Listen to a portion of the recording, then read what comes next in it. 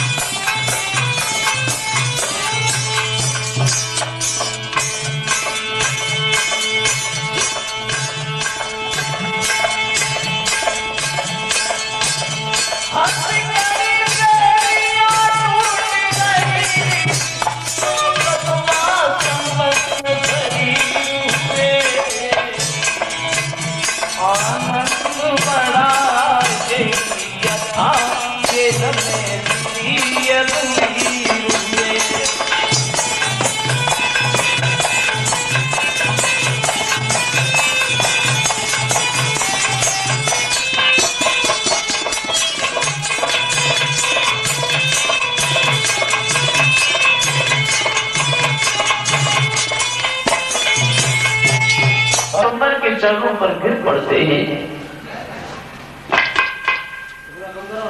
अंत में भगवान बोले हैं देवकी से, मां अगर तुम्हारी आज्ञा हो जाए तो हम उग्रसेन से। भगवान कहते हैं मां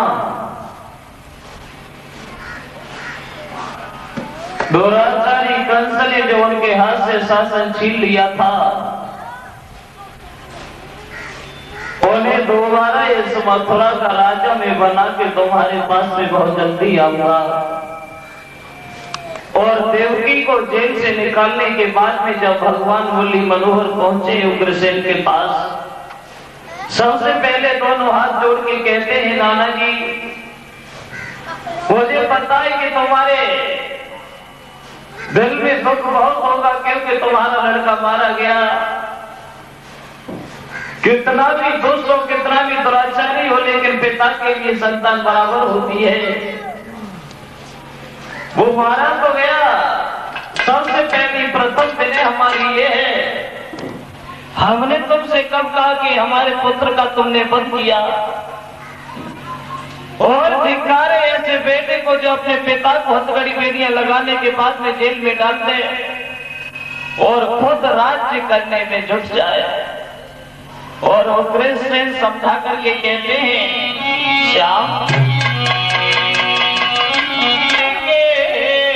हर जो राज्य छीन कर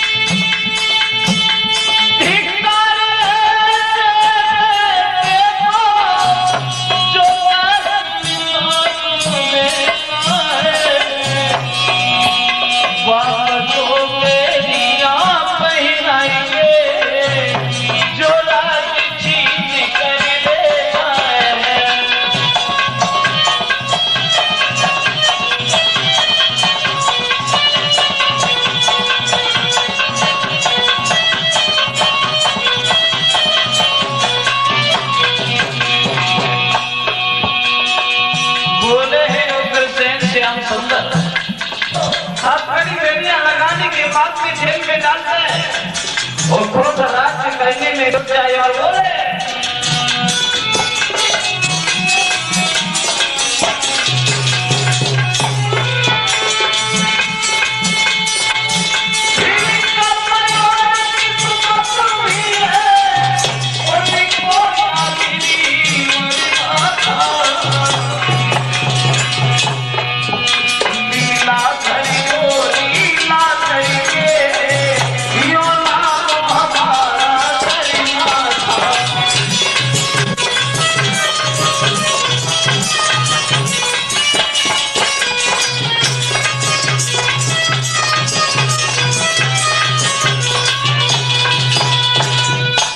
श्याम सुंदर ये सब भूल है।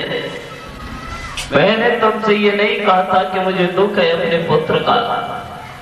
श्याम सच ये है, ऐसा पुत्र भी अच्छा नहीं होता, ऐसा कुल कपूत भी अच्छा नहीं होता जो अपने पिता को सम्मान न दे बल्कि हथकड़ी बेड़ियां लगाने के बाद में जेल में डालता है। बड़े शुभ कर्मों से तुमने उसका वध किया और उसका वध करने के बाद में श्याम सुंदर तुम्हें हमारा नाम भी करना था। तुमने कोई गलत नहीं किया, बहुत अच्छा किया। सच ये है, फिर ये किसी के बस की बात नहीं हुआ करती श्याम। ये सारी लीला तुम्हारी है, ये खेल तुम्हारे हैं। और बोले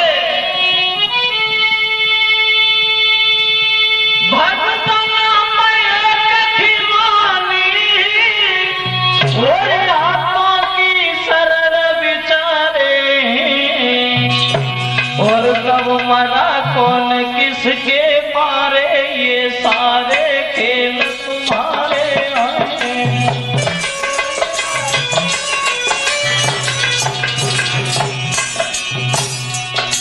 बोले हैं उग्रसेन मुरली मनोहर,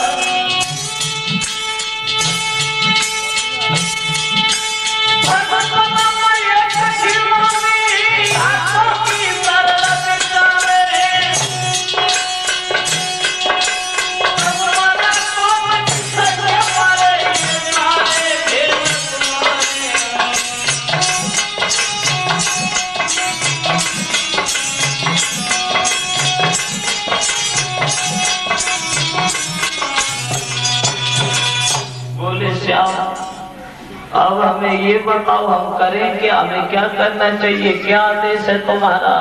श्याम सुंदर सच ये है नाना जी, और सिर्फ हम तुम्हारे पास में इसलिए आए हैं, वर्षों पहले जो कंस ने तुम्हारे हाथ से राज्य को छीन लिया था, मेरा तुमसे सिर्फ कहना ये है, नहीं करता, लेकिन कहने का मतलब ये है श्याम सुंदर, जब हमारे हाथ से राज्य चला गया, मैंने उसी दिन से ये आस छोड़ दी थी कि मथुरा का राजा फिर बनूंगा। जिस प्रकार से तुमने दुष्ट कंस का वध किया और प्रजा को उसके अत्याचारों और बोले कि बस उसी तरह दया सहिती हर सिंहासन शोभित की।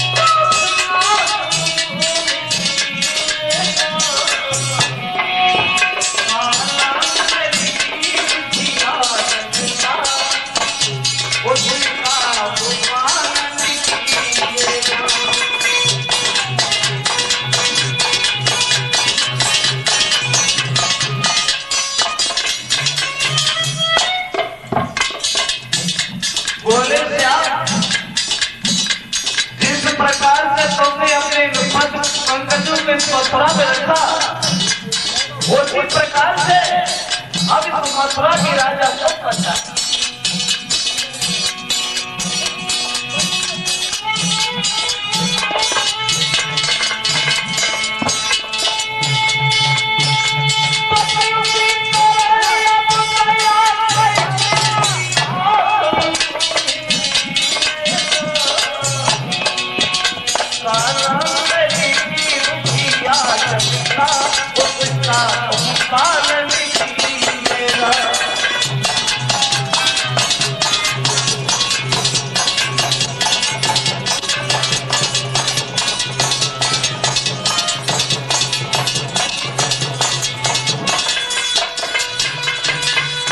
श्याम सुंदर,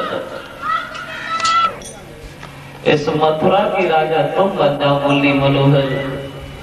तो भगवान बोले हैं नाला जी, वैसे तो मुझे राजा बनने में कोई इनकार नहीं है, लेकिन अभी नहीं, अभी कुछ और करना है। थोड़े दिनों के बाद में हम तुम्हारी आज्ञा का पालन जरूर करेंगे, हम सबकी सुनेंगे। अब क्या हुआ, मथुरा को एक नव दुल्हन की तरह सजाया गया। द्वार द्वार पर बंधन बारे लगाए गए हैं, ढोल बाज रहे हैं उस मथुरा में कि तोरण बंधन बारे घर घर, हरे द्वारे द्वारे साजन।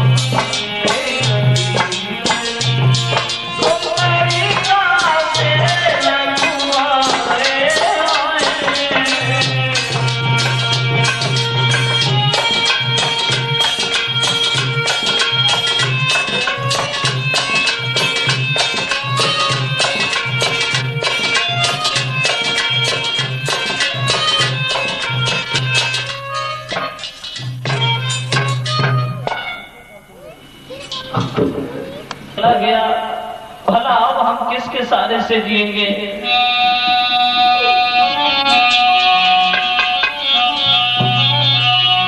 बिना पति को पतरा करना, बिना पति को पतरा करना,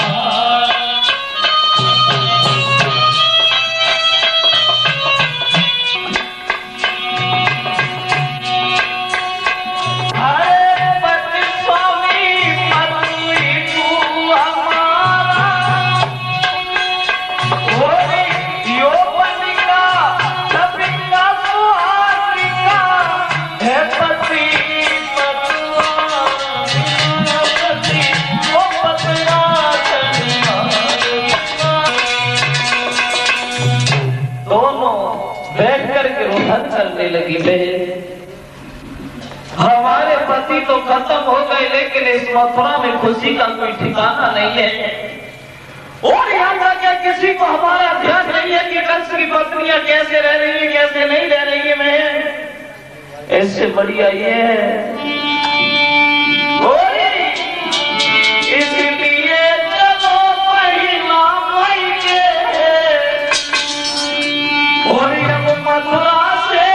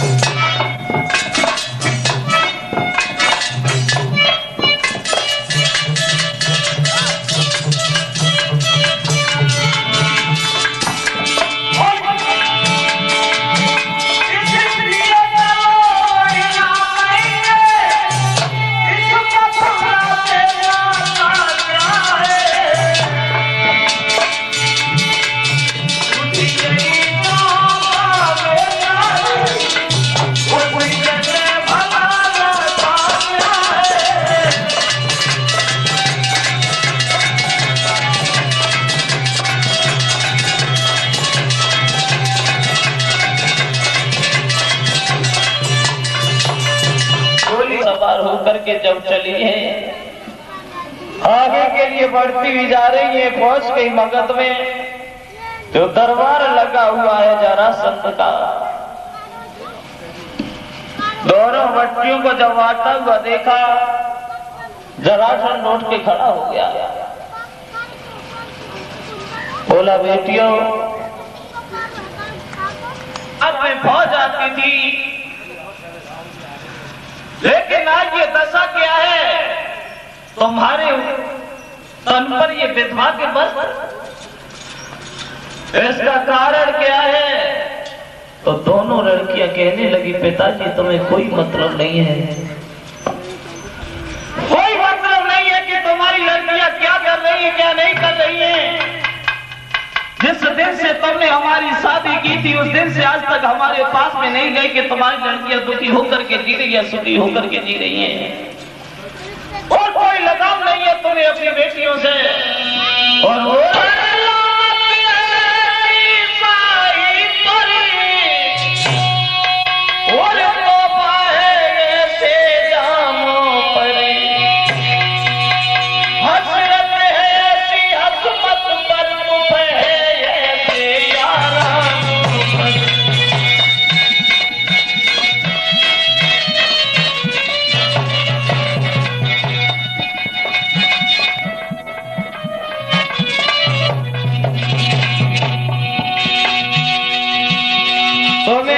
मतलब नहीं है, तुम अपने दौलत के घमंड में, शरीर की ताकत के घमंड में कोई लगाव नहीं रखते अपनी बेटियों से।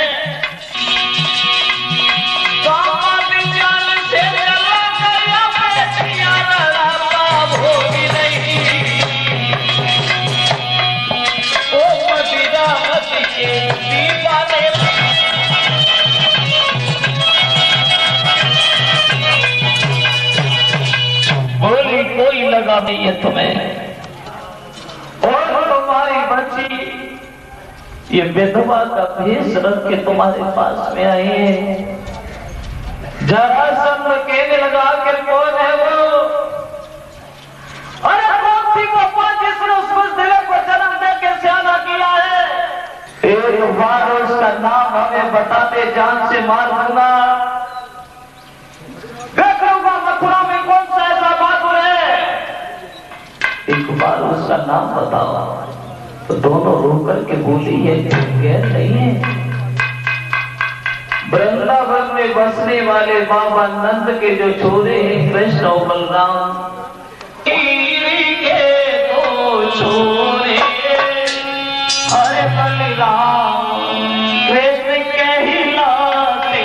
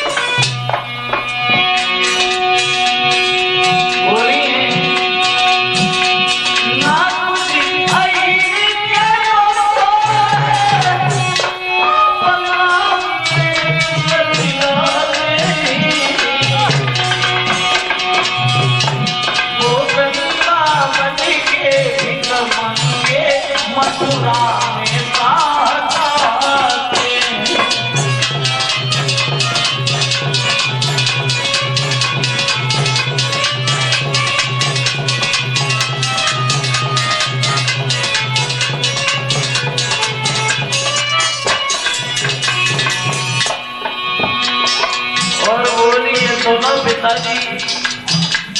यहाँ तक वृंदावन के लोगों ने उन दोनों का मान बढ़ाया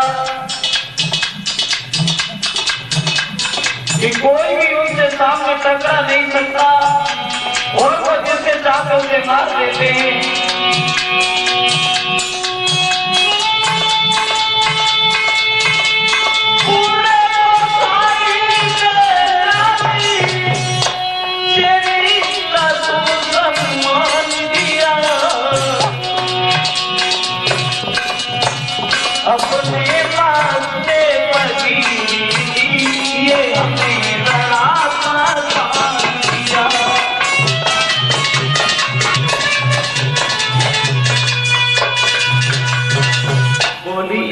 बात ये है और इतना मान बढ़ा है उन दोनों बच्चों का, जिसे चाहते उसे मार देते हैं। जो धनुष यज्ञ किया गया था तो वृंदावन के ग्वालवाल और दोनों को भी ले आए सभा में आकर के मल्लों को मल डाला और हमारे सामने हमारे पति का वध कर दिया। बोला है कोई बात नहीं है, अगर हमारे दामाद का वध करने वाले कृष्ण और बलराम हैं तो तुम आराम से इस भगत में रहो और हम जाएंगे अपने दामाद का वध करने का बदला उसे जरूर लेंगे, तुम चिंता न करो। अस्थि और प्राप्ति जब घर पर रहने लगी हैं, मंत्री को पास में बुला करके जवाब दिया, मंत्री क्या करना चाहिए? बोला महाराज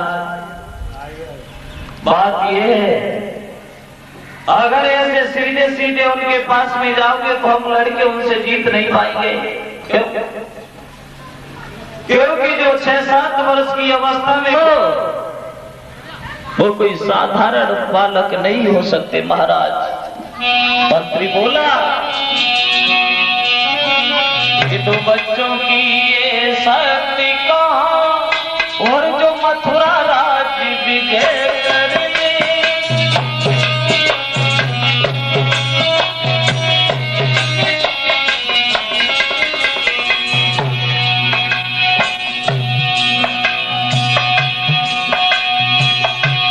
मंत्री बोला तो बच्चों की ये शक्ति कहाँ जो मथुरा राज्य विजय करने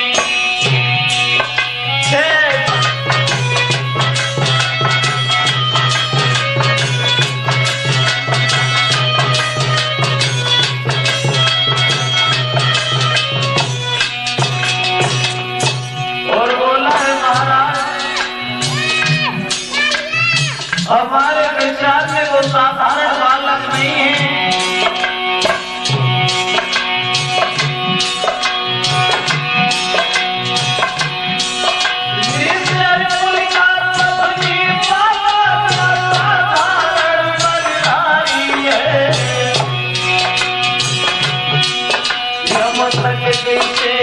खाता है वह मनुष्य नहीं अवतारी है।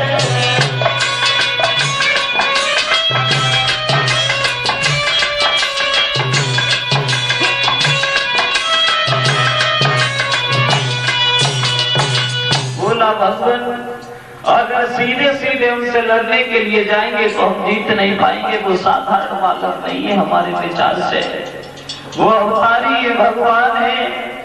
बोला क्या करना चाहिए? जवाब दिया महाराज दूर दूर देशों में रणपत्र भेज दीजिए और लिख दीजिए हमें फौज की आवश्यकता है और जब फौज हमारे पास में एकत्रित हो जाएगी तो मथुरा के ऊपर चढ़ाई कर देंगे, मार देंगे।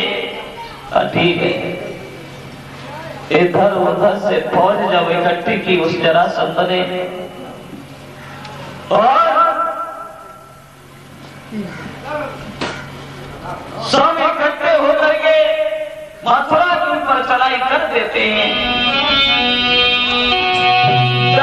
बादल छाए मथुरा पर और बलधारी बन कर आने लगे और मंडल के मंडल बन के हर चौथर से घुमड़ाने लगे।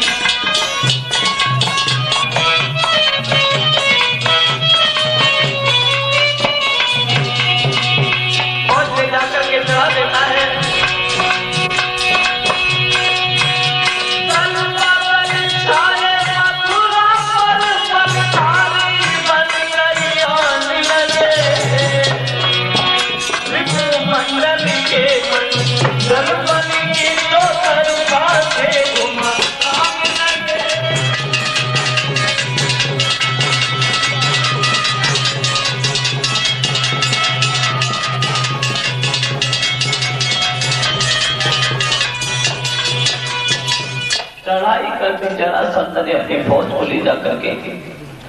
अब क्या हुआ, मथुरा की खेती को घोड़ों से खिलवा देता है, बड़ी बेटियां लगा के डाल देता है।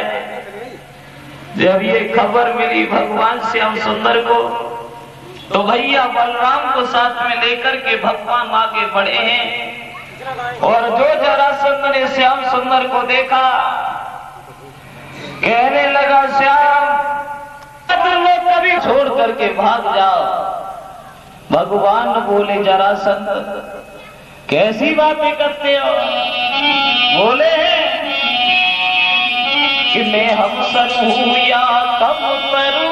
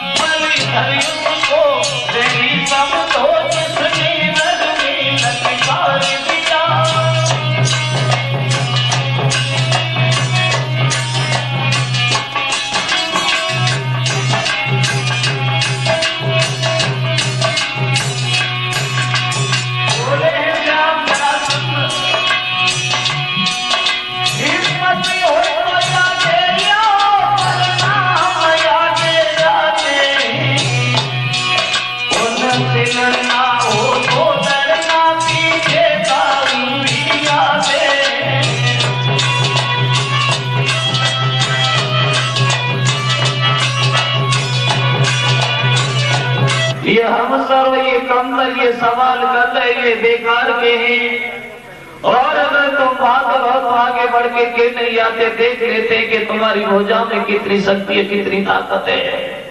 और हमसे अगर हिम्मत नहीं पड़ रही तुम्हारी लड़ने की, कोई बात नहीं है, हम आगे जा रहे हैं, पीछे बलराम आ रहे हैं, उनसे युद्ध करना। भगवान ने जब रथ अपना आगे को बढ़ा दिया, जरासंध की फौज टूट पड़ती है भगवान श्याम सुंदर पर। तब तक बलराम हल और कौशल को उठा लेते हैं और जरासंध की सारी फौज नष्ट कर देते हैं। जरासंध को पकड़ लिया। बोले हे बलराम श्याम क्या करना चाहिए इसका? जवाब दिया भैया इसे छोड़ दीजिए, क्योंकि ये हार के फिर भी नहीं हारेगा और हमसे युद्ध करने के लिए फिर आएगा। बात ये है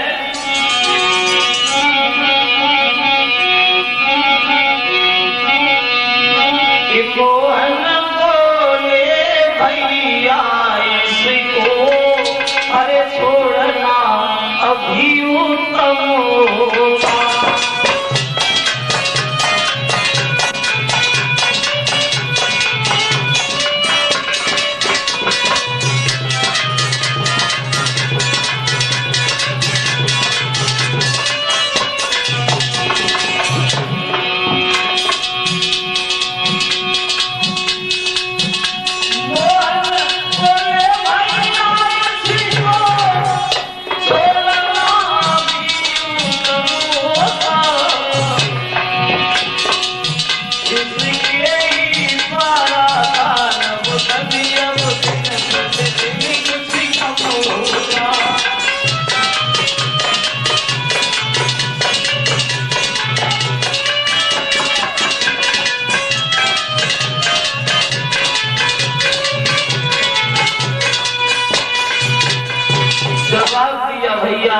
इसे छोड़ दीजिए, ये हार के जब जाएगा तो ये फिर हमसे युद्ध करने के लिए आएगा।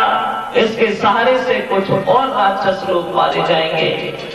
जरासंध को छोड़ दिया और जब जरासंध भाग गया, दोबारा फिर चढ़ाई करता है मथुरा के ऊपर, लेकिन भगवान श्याम सुंदर और बलराम से उसकी कोई पेश नहीं जाती।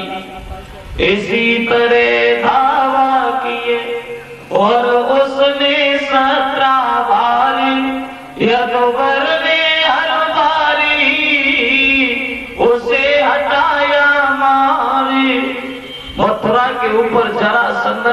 17 बार चढ़ाई की, लेकिन एक भी बार भगवान श्याम सुंदर को नहीं जीत पाया।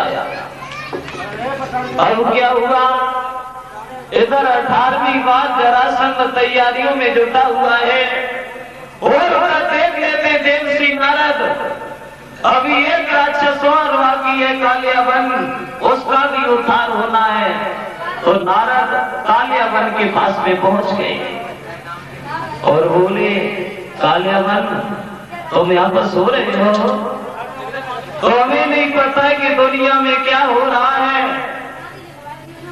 तुम्हें नहीं पता है कि कंस जैसे बहादुर का वध हो गया, और तुम्हें ये नहीं पता है कि जरासंध भी 17 बार हार गया।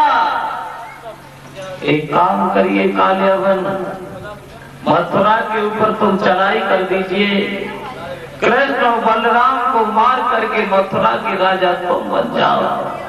बहादुर का जिसने वध कर दिया हो और जरासंध जैसा वीर बहादुर 17 बार हार के भाग गया हो,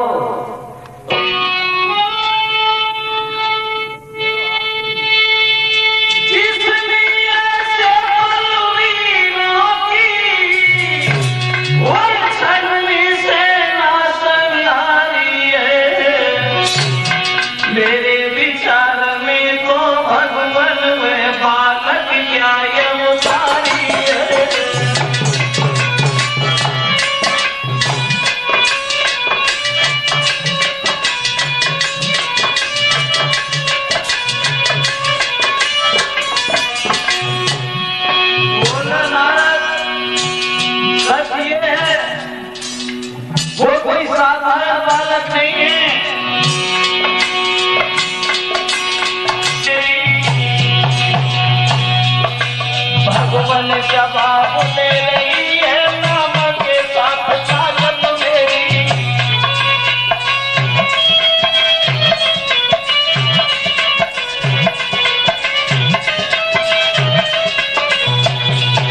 बोला मार से युद्ध करके जीत नहीं पाएंगे, मारे जाएंगे। नारद झूठा आश्वासन देते हुए बोले, कालियावन तुम्हें नहीं पता है कि तुम्हारे अंदर कितनी शक्ति है, तुम्हें नहीं पता है कि तुम्हारे अंदर कितनी ताकत है, और मुझे तुम्हारी शक्ति पर घमंड है। चढ़ाई कर दीजिए मथुरा के ऊपर, मार दीजिए कृष्ण और बलराम को, और मथुरा के राजा तुम बन जाओ। कहने लगा, महाराज कोई बात नहीं है, हम जाएंगे, देखते हैं कि भगवान क्या चीज है। तो नारद बातों में बहकाने के बाद में वहां से चले गए। और भी बार जरासंध भी भाग चला हुआ युद्ध करने के लिए। देख लिया श्याम सुंदर ने कि जरासंध भी आ रहा है और इधर कालियावन भी आ रहा है, प्रजा के ऊपर ये अत्याचार होगा।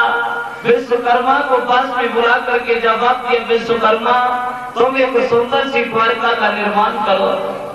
रात ही रात में इस मथुरा के सब लोगों को सामान सहित वहां पर पहुंचा।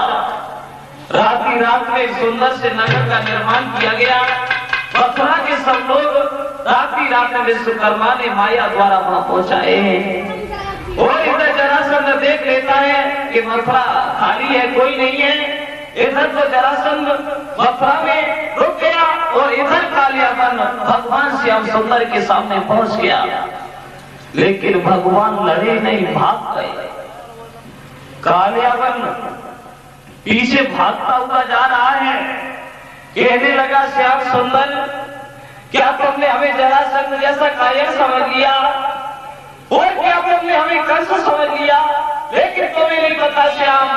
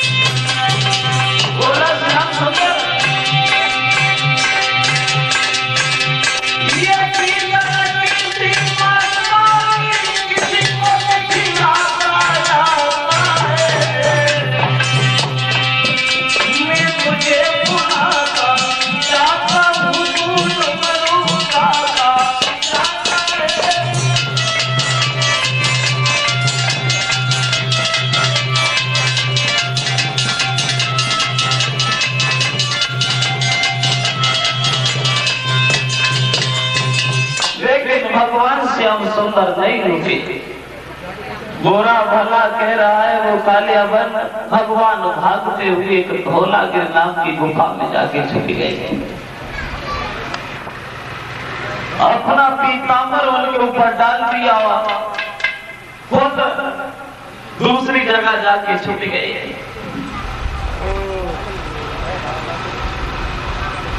कालियावन ने नहीं समझ पाई ये श्याम है या मुझपत है। कहने लगा, श्याम क्या तुमने हमें पागल समझ लिया? शायद तुम्हें ये पता नहीं श्याम सुंदर, कहीं भी जाके छुप जाओ, लेकिन कालियावन कभी बेचाने में नहीं आएगा। और आज जब तुम हमारे हाथ से बच जाओगे तब समझना। आगे बढ़ करके कई एक अपशब्द कही और जब उनकी लात मारी तो उनकी आंखें खुल गई। और जब आंखें खुली है तो उनकी आंखों से अग्नि निकली, जो कालियावन जल के भस्म हो गया। बाद में भगवान श्याम सुंदर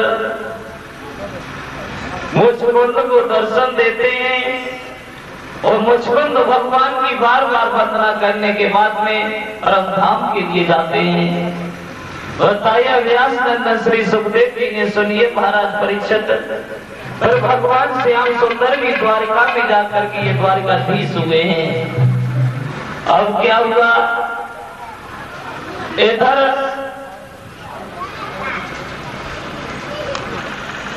एक दिन श्याम सुंदर बैठ के सोचने लगे, क्या गुजरती होगी माँ यशोदा के ऊपर, जो भी उनसे ये कह के आया था कि मैं परसों वापस आ जाऊंगा। क्या सोच रही होगी वो राधा? विचार कर रहे हैं तो उद्धव जी उनके पास में आ गए। जब बात किया, भगवान क्या सोच रहे हो? बड़े सुस्त दिखाई दे रहे हो भगवान।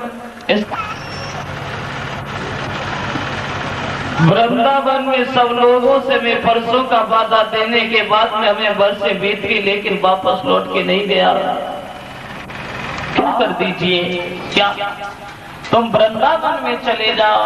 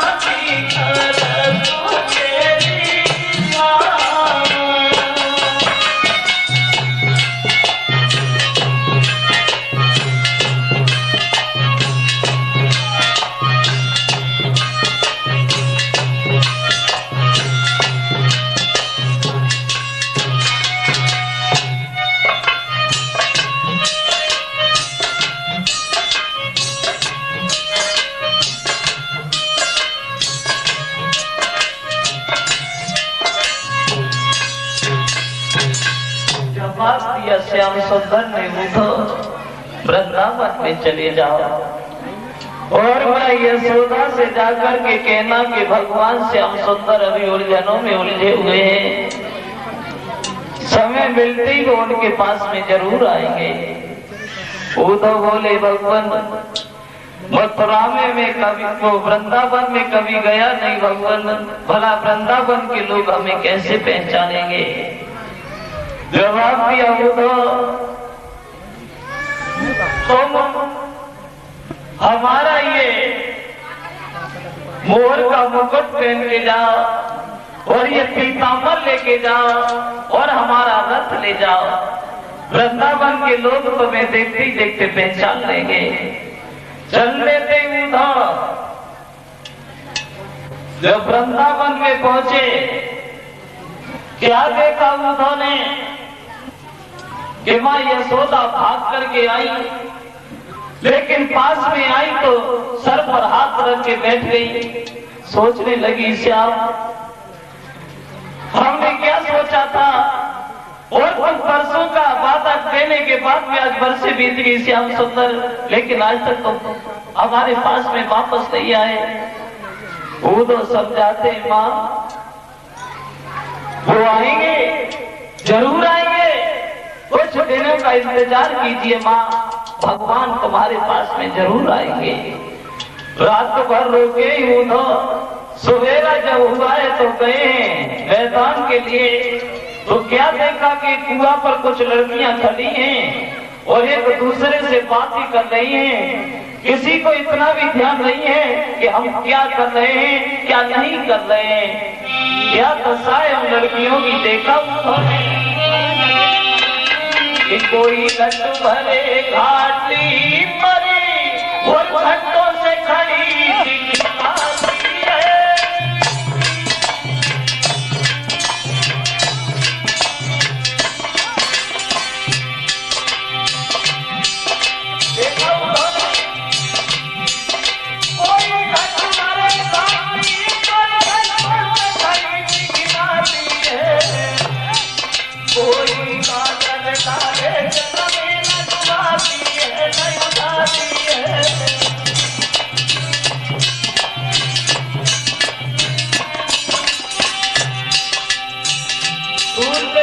खड़े होके देख रहे हैं क्या दशा है उन लड़कियों की।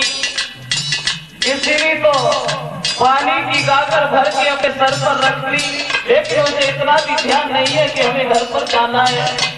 कोई एक हाथ में रस्सी लिए हुए एक हाथ में घड़ा, उसे इतना भी ध्यान नहीं है ये रस्सी हम इस घड़ा में फंसा लें।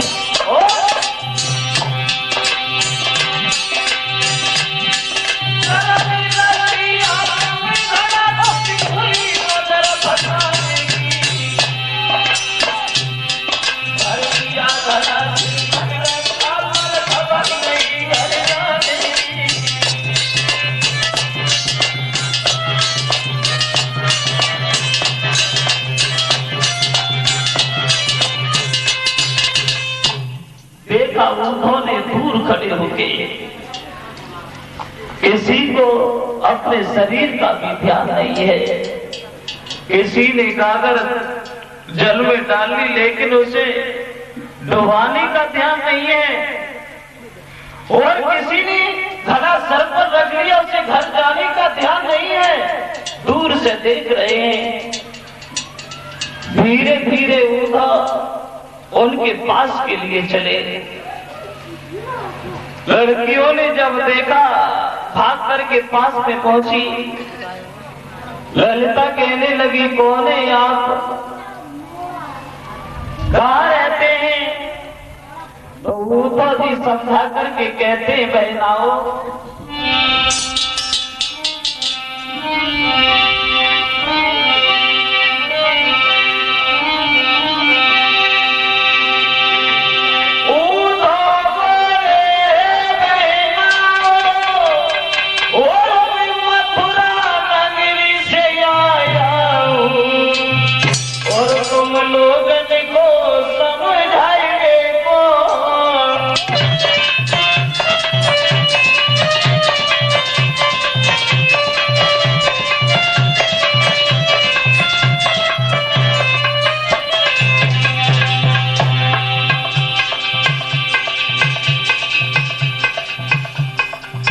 उद्धव जी बोले बहनाओ हम मथुरा से आए हैं।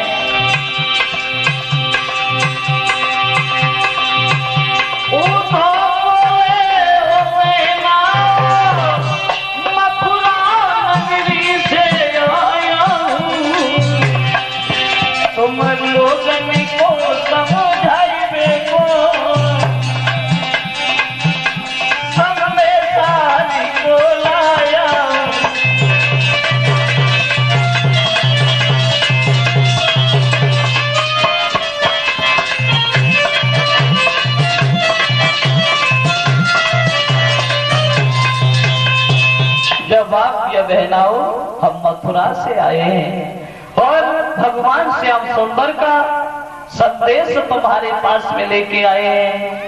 तो ललिता बोली उद्धव क्या तुम ही से कहते हैं? जवाब दिया हाँ मेरा नाम उद्धव है। क्या संदेशा लाए हो? बोले उद्धव भगवान श्याम सुंदर ने लिखा है कि लड़कियां सब योगिन बन के रहे और कुछ दिनों का इंतजार करें, हम उनके पास में फिर आएंगे। बोलिए गुरुदेव भगवान की। इससे आगे का वक्तव्य हमारे परम पूज्य गुरुदेव जी मंचासी हैं, उनके मुखारबिन से सुनेंगे। एक लाइन का कीर्तन बोलिए सब लोग।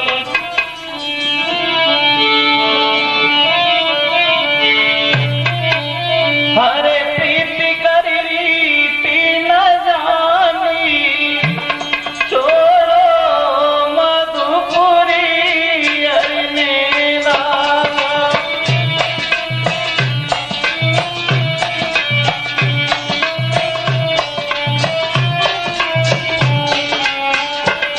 प्रीति कर रीति न जानी छोड़ो मधुपुरी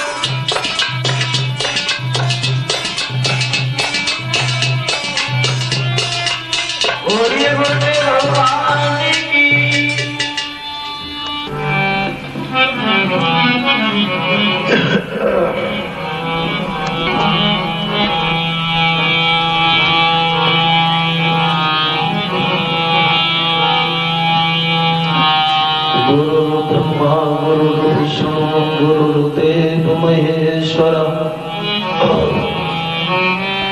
गुरु साक्षात परब्रह्म तस्मै श्री गुरुवे नमः।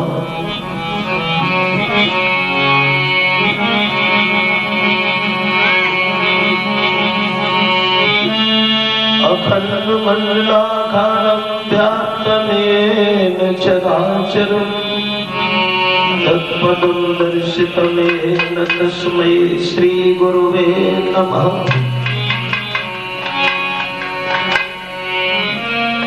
तो श्री राधा माधव तुम्हें नमन करे ब्रजेश कृपा दृष्टि निग कीजियो सुखाटो कष्ट कलेश।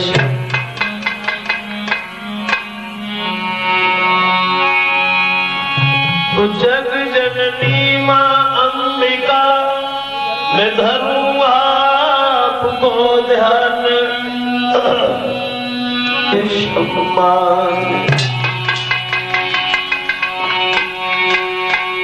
तो दीन बंधु दया विधि और प्रभु न्यायाधीश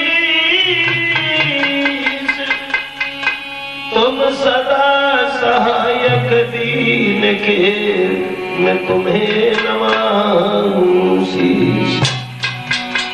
बोलिए राधा कृष्ण की। आदरणीय उपस्थित समस्त श्रोताओं,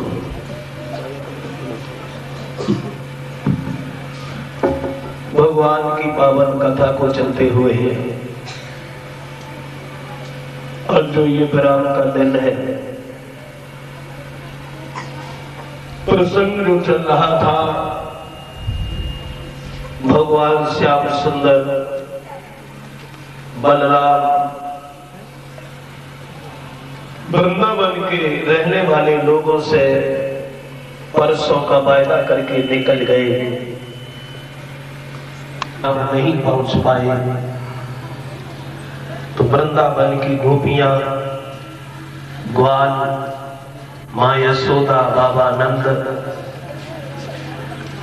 सब लोग कृष्ण की याद करके रोते हैं। गोपियों को समझा करके आओ, तो उद्धव गोपियों से जाकर के मिले हैं। राधा नाम की लड़की कहने लगी, हे उद्धव, कागज का टुकड़ा लेकर के चले आए तुम हम लोगों को धैर्य धारण कराने के लिए। शायद है तुमने ये नहीं सोचा, जिंदगी भर के सूखे कुआं कभी पत्तों से नहीं भरते हैं।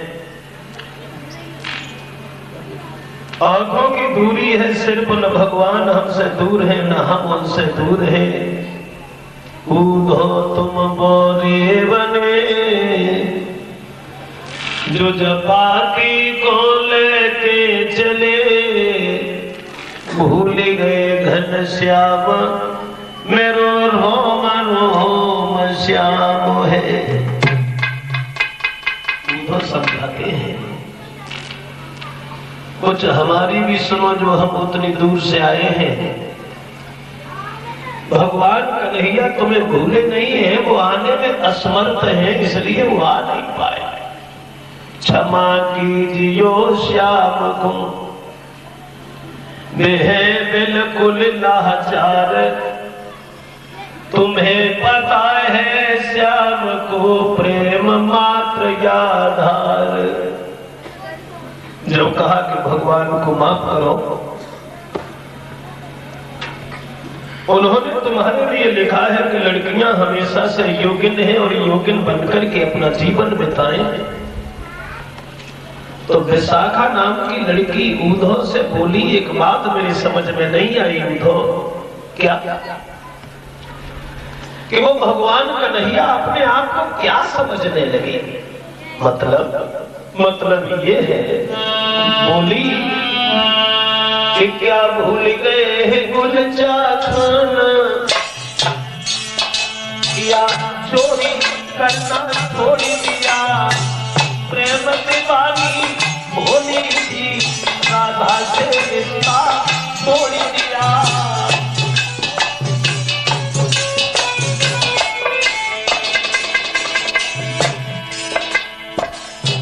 विशाखा कहने लगी है उद्धव, वृंदावन में जहां आप खड़े हैं, इसी वृंदावन में हम लोगों के पीछे घूमते रहे भगवान।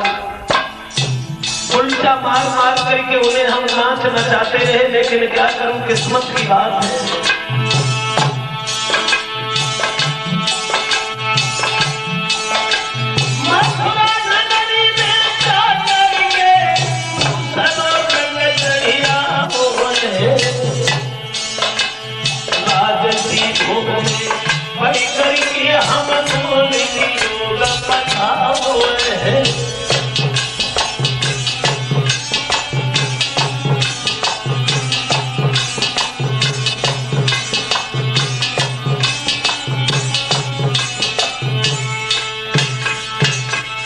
विशाखा नाम की लड़की चली गई और कहने लगी है उद्धव, ये वही वृंदावन है जिस वृंदावन में हम लोगों के पीछे घूमते रहे, जरा सी दही माखन के लालच में नाचते रहे, गुलचा मार मार करके जिन्हें हमने अपने पीछे घुमाया, और आज वही मथुरा में चले गए तो इतना बड़ा घमंड हो गया जो दोबारा वापस नहीं आए। ये शब्द सुनकर के उद्धव ने कहा, देखिए जिन्हें लड़का समझती नहीं वो लड़का नहीं है। क्या? हाँ, वो भगवान, और ये है पूर्व जन्म की तपस्या का फल। जिनके दर्शन करने के लिए संत महात्मा हजारों साल भजन करते हैं लेकिन उनके दर्शन नहीं होते। और ये तुम्हारी पूर्व जन्म की तपस्या है जो तुमने भगवान को अपने पीछे घुमाया, भगवान को तुमने नाच नचाया, वो अवतारी। ऐसा कोई अज्ञान नहीं होगा जो घर आया नागन पूजे और बाबी पूजने जाए।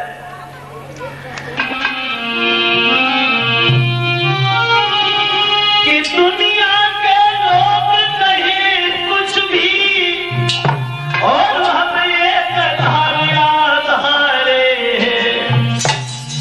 नरहिया नारायण ही, पर हम तुम प्रीतम प्यारे।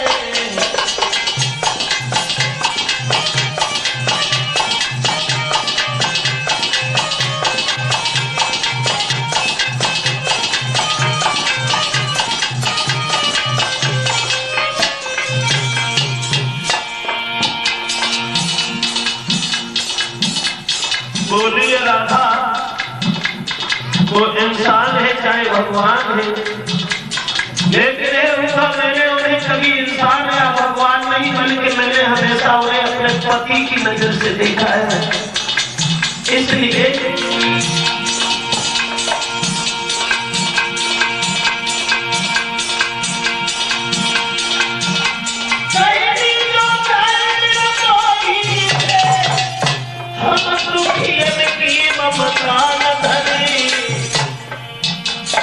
राजी करे हम त्याग करे, भोग करे तुम योग करे।